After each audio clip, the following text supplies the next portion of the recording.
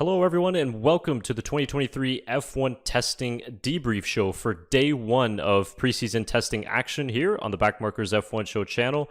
I'm your host, Chris Cato, and after a tremendous day of over 4 hours of live streaming on our channel, we're here to quickly recap and break down the action from today's events. In case you had missed the on-track action, this will be a short little recap and review of the most important things that you missed during day one of testing. So, let's not waste any more time and get straight into the action. And it was such a great view to see all of the 10 cars on track for the first time in such a long time, such a long off season here in 2023. And so many of the cars, like the Red Bull and others as well, so secretive. We didn't really get to see much during the launch season. So I thought let's kick off this recap show by taking a look at all 10 cars that ran on the track today. Get a little bit of a sound and get a little bit of a sight over the new cars for 2023. Let's have a listen.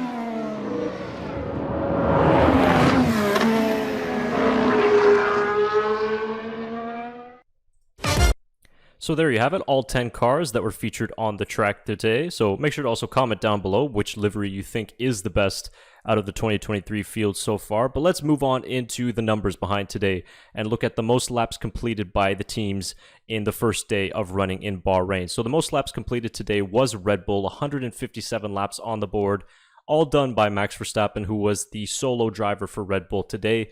He will be back in the car on Thursday as well. Next up, Mercedes with 152 laps. Williams, who did 149 laps throughout the day. Very solid day for Williams in third. Alfa Romeo, the fourth most laps with 138. 136 for Ferrari. Then we move further down. We got 131 laps on the board for AlphaTauri. 113 laps done by Alpine.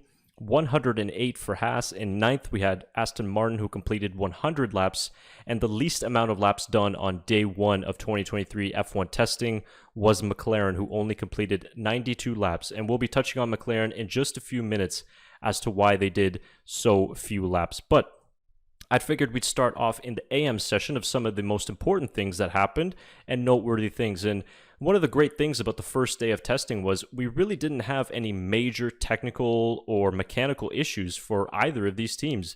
It really started off the day with Felipe Drugovich, the reserve driver for Aston Martin, who is filling in for Lance Stroll, who is out with a hand injury. He was really one of the only drivers that had a significant issue. It was shortly after he left the garage. He had some sort of electrical issue, which forced him to stop on the track, and a red flag was brought out. Luckily for the Brazilian and for Aston Martin as well, it wasn't a major issue, as they were able to get the car back into the pits, solve the issue, and then they came out afterwards, in which he finished P7 in the morning with 40 laps on the board. Not an ideal start to the day for Aston Martin. They certainly finished a lot stronger, though, as we're going to get to in a little bit's time. So that was on Aston Martin front. Ferrari also had a slight issue of their own a little bit later on in the session.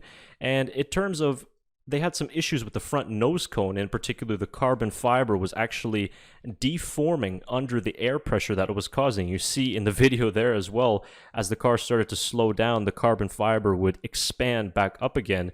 And this was just a slight issue that Ferrari was able to fix later on in the session. It was just some sort of a fault. They had not mounted it properly, and it was nothing, against the regulations or anything like that. It was just kind of a typical fault that we would see normally in F1 testing. So that was really the only two major technical issues that we had during that first session in the morning. And you have to say what really stood out in that AM session was Alex Albon in the Williams, who did a really great job putting 74 laps on the board, which was the most in the AM session, finishing in P3. Of course, we know times in testing, they're not very important. They're not all that relevant, but I think a very solid start to the session for Williams and Alex Albon, who was able to do a lot of laps with really no problems. Smooth running so far for Alex Albon and Williams. And then, of course, the story of that first AM session was none other than reigning world champion Max Verstappen setting the fastest time in the RB19. The RB19 really broke cover for the first time in Bahrain, and it kind of turned heads with some of the technical additions that they've put onto the car for this season, and we'll be talking about that a little bit more in tomorrow's stream as well, so make sure to join us for that. He did a best time of a 1:32.959 in the morning session. And some other drivers as well. Nico Hülkenberg of Haas was running a lot of stints on the prototype tires, but still ended up doing a pretty good lap time overall, ended up finishing 11th on the day. So he actually did a pretty solid morning run as well. And then Albon and Tsunoda were the only two drivers who used the soft compound tire briefly, but it wasn't any performance type run. Most of the teams and the drivers were running either the hard or the medium compound tire during that AM session.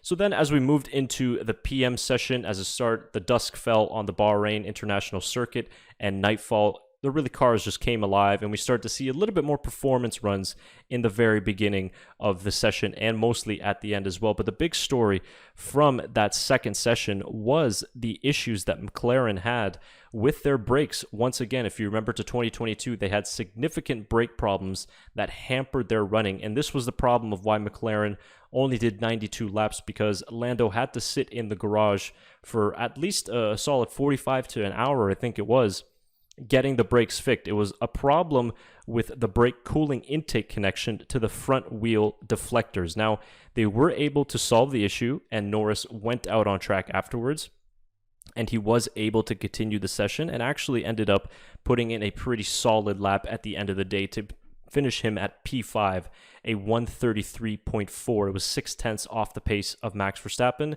but he only completed 40 laps in the PM session versus his teammate Oscar Piastri, who in the morning was able to complete 52 laps. So slightly concerning, I would say, for McLaren, who kind of started this season on the back foot, weren't so positive about their chances for this season. They were really downplaying it, and not necessarily the best start. They probably had kind of the roughest start to preseason testing so far, but they were able to eventually solve the brake issues. So that was that. But the main story of the PN session, in my opinion, would be young Fernando Alonso at his new team at Aston Martin, really attacking the track aggressively, getting really under the AMR 23, and he was pushing very hard, trying to get to that P1 spot.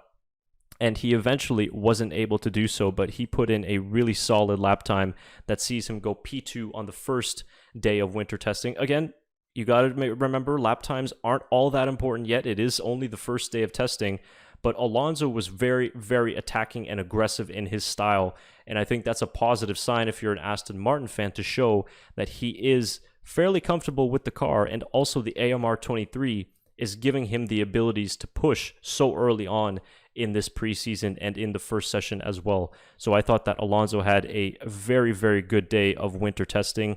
Of course, he is going to be in the car tomorrow as well.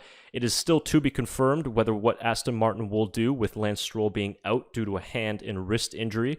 We'll see whether Fernando will be able to drive the next 2 days on his own, or if he will split that time with Aston Martin's reserve driver, Felipe Drugovich. We are unsure at the moment whether that will happen, but I'm sure we'll get an update soon enough. So those were some of the highlights. Like I said, it was overall a very smooth day of running. No major mechanical issues outside of McLaren, no failures, no cars really stopped out on track having to be brought back, except for the very early stoppage from Aston Martin. So a smooth day. I think a lot of these teams are going to be quite happy with how their first day of winter testing went along. Which really brings us to, who would you say were your winners and losers for your first day of winter testing? Of course, after I give you mine, you can comment yours down below in the comment section, but I think some of the obvious winners, you have to put Red Bull up there as well. Completing 157 laps, the most out of any team, all done by Max Verstappen, and he was pretty much quick out of the box this morning, and the RB19 looks very slick in a straight line, very quick. Helmut Marko saying that they are under the weight limit this season already, which is a big plus considering where they were in 2022. So Red Bull looking very strong at the start of their title defense. And I do have to say, you have to put Aston Martin in that category as well. I think they looked very good and very strong to start this season, despite the early issues, but they were able to fix some of those electrical issues. It wasn't anything major. But in the hands of Fernando Alonso, the AMR 23, it looked lively and it looked like it has a lot of potential. So I think that they were able to have a pretty good day of testing. They only completed the second fewest laps at 100, so that is slightly a concern. But hopefully tomorrow and on Saturday, they will be able to complete more laps and get more running under the board. But it does look quick at the moment. And another winner, I would have to say, for the first day of testing certainly has to be Williams. And if you really look at their times, they have a solid time. Alex Albon at P7 with a 1:33.6, only 0.8 off of the lead. But also rookie Logan Sargent making his F1 debut. Really put in a solid PM session for the team, getting up there in 10th with a 1:34.3. Not that far behind his teammate, but 75 laps on the board for Sargent as well. That was the most done in the PM session next to Max Verstappen. So he did a very, very solid job in his debut. So 2 Williams in the top 10 after the first day of testing. But more importantly for Williams, 149 laps on the board, third most of the day, which is, I think, is great for them considering some of the scares that they've had in recent preseason testings. No issues so far, which is a good positive. Now, I think when you look at some of the, not necessarily losers, but the negative teams of the day, I certainly have to put McLaren in there for the fact that they weren't able to get very much running, and they have some technical brake issues. Again, that could be concerning. We don't know whether they will be able to resolve those for the future, but Lando Norris looked okay afterwards, and it seems like the McLaren has a little bit of pace in the car, finishing P5 on the day, but something to be concerned about if you're a McLaren fan, that they had those issues as well. Another team that was kind of quiet and didn't really do much on the day was Alpine. They had Pierre Gasly in his debut, finishing in 16th, and his teammate Esteban Ocon right behind in 17th place as well. They were on the lower end of the laps completed chart with 113, but I wouldn't read too much into the lap times just yet. But it was a fairly quiet day for Alpine in that regard as well.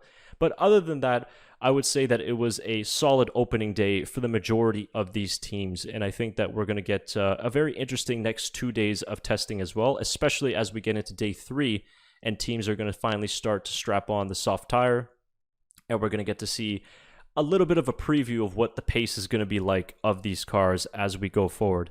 Now, some of the other fans of teams like Mercedes and Ferrari, Mercedes had another typical kind of test day, as they always do. They just go about their business. They completed a healthy amount of laps, no issues, nothing special that will jump out on the timing sheets. I mean, Lewis Hamilton put in a very good lap early in the PM session, which is good enough for 6th place overall at the end of the day.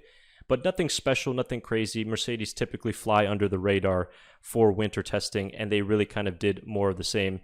Same with Ferrari as well. They finished P3 and P4. Carlos Sainz had a very strong opening session in the PM, and they were actually doing a lot of different setup runs in the morning and in the PM as well with Charles Leclerc. Nothing that you would kind of stand out crazy impressive or not impressive for Ferrari, but a solid day so far. 4/10 off the pace in total, and Ferrari ended up doing the fifth most amount of laps at 136. So a solid day for Ferrari. And just my final comment would be that we saw quite a few teams still dealing with a little bit of bouncing and porpoising issues, but Mercedes really dramatically, we did not see any of the bouncing or the porpoising during the testing, which is great news for them. But overall, a lot of these teams have improved their porpoising issues, and it was really just more of a ride height issue. Certain teams trying lower ride height setups, which we saw a lot of cars sparking away, particularly the Ferrari actually in the AM session was doing a lot of sparking. But other than that, these teams have seemed to got that issue under control, and a lot of the regulation changes from even last year and going into 2023 have helped with that. So that will do it for the debrief show. I wanted to keep it very simple for you guys and very basic and just kind of go over the important highlights of the day. So that will wrap up this debrief show for day 1 of 2023 winter testing. We will be back tomorrow and on Saturday for our debrief shows after our live streams. Please, if you guys didn't join us today for our live streams, Join us tomorrow. That's Friday, February the 24th, 3 p.m. Central European Time, 9 a.m. Eastern Standard Time. We are live right here on YouTube. Make sure you subscribe, enable those notifications so you don't miss a great day of streaming. And then Saturday, we're going to have 2 streams, one in the AM session and one in the PM session as well. We can't wait to see you there. All of that information can be found on the homepage of our channel and in the description below. It's great to have Formula One back, and it's great to have you back as well watching our content. We appreciate the support, and we hope you enjoy the rest of your day. Thank you for watching.